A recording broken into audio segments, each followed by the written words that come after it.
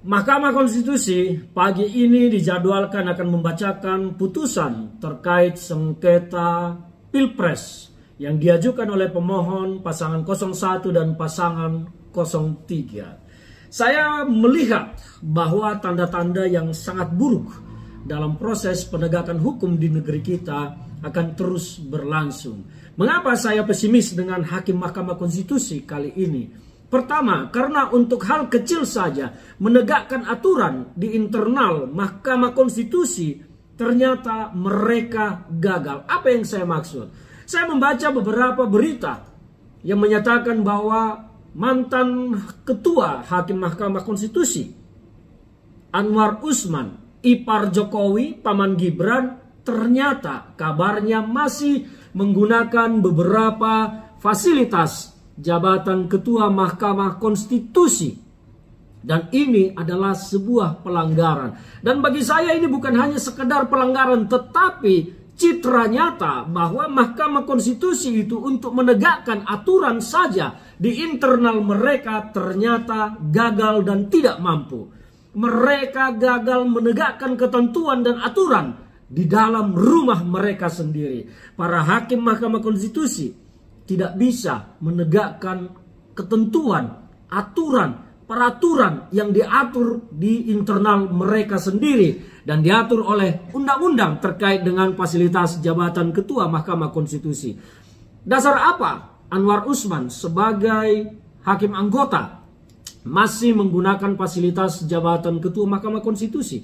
Ini yang menjadi pertanyaan saya. Jadi kalau sekarang kita kaitkan dengan sengketa Pilpres, kira-kira apakah para hakim Mahkamah Konstitusi, apakah para hakim Mahkamah Konstitusi akan berani memutus sengketa Pilpres ini sebenar-benarnya, sejujur-jujurnya, dan demi kepuasan batin demokrasi, demi kepuasan moral, adab, etika demokrasi, dan demi kepuasan hukum yang sesungguhnya.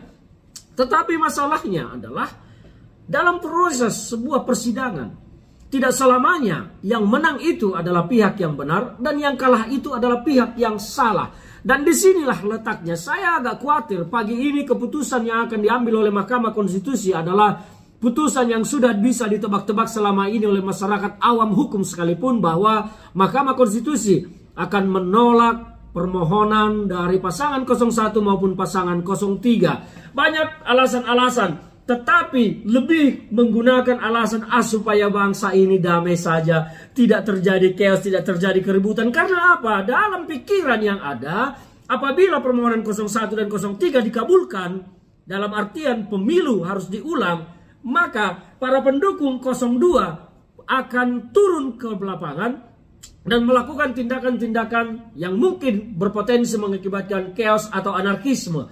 Inilah menjadi pembenaran satu-satunya yang digunakan untuk memutus bahwa permohonan ditolak. Bukan karena alasan fakta-fakta sesungguhnya, tetapi hanya alasan kebijaksanaan yang diambil menghindari situasi yang tidak kondusif. Ini adalah penilaian personal saya, penilaian subjektif saya. Karena kalau melihat fakta yang terjadi di lapangan, mulai dari lolosnya Gibran menjadi cawapres atas utak-atik aturan yang dilakukan oleh Mahkamah Konstitusi, maka sesungguhnya pemilu ini adalah cacat secacat-cacatnya, buruk seburuk-buruknya, barbar sebarbar-barbarnya, dan kita bangsa ini tidak layak mendapat pemimpin yang dihasilkan dari sebuah demokrasi yang sangat barbar. Kita seharusnya mendapat pemimpin yang baik, yang berkualitas, yang beradab dari sebuah demokrasi yang jujur. Intinya itu. Saya tidak menyatakan bahwa Pak Prabowo barbar, tidak layak dan tidak pantas. Tetapi demokrasinya yang tidak layak, tidak pantas, tidak patut karena kehilangan etika, kehilangan moral, kehilangan adab demokrasi yang sesungguhnya menghasilkan seorang pemimpin. Andaikan pemilu ini berlangsung jujur, baik, normal, etika, beradab, dan tidak ada rekayasa-rekayasa, maka saya secara pribadi pun pasti akan mendukung Prabowo. Tetapi masalahnya demokrasinya ini adalah saya kritisi. Saya tidak sedang bicara tentang Prabowo, tapi saya bicara tentang keburukan demokrasi yang diakibatkan oleh perilaku Jokowi sebagai seorang presiden. Inilah sumber masalah sesungguhnya dalam demokrasi kita kali ini. Jadi kalau soal sekarang Mahkamah Konstitusi gagal menegakkan aturan di internal mereka, maka saya pribadi menyatakan pesimis bahwa Mahkamah Konstitusi akan menghasilkan sesuatu yang luar biasa dan terobosan untuk menjaga demokrasi kita.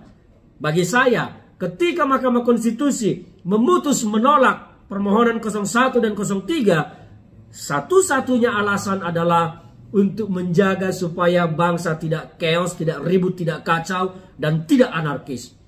Bukan pertimbangan hukum yang mengakibatkannya, bukan kejujuran yang mengakibatkannya ditolak, bukan kebenaran yang mengakibatkannya ditolak, tetapi pertimbangan di luar hukum, di luar kebenaran, di luar moral demokrasi, di luar adab demokrasi, dan di luar kejujuran. Itulah pendapat saya.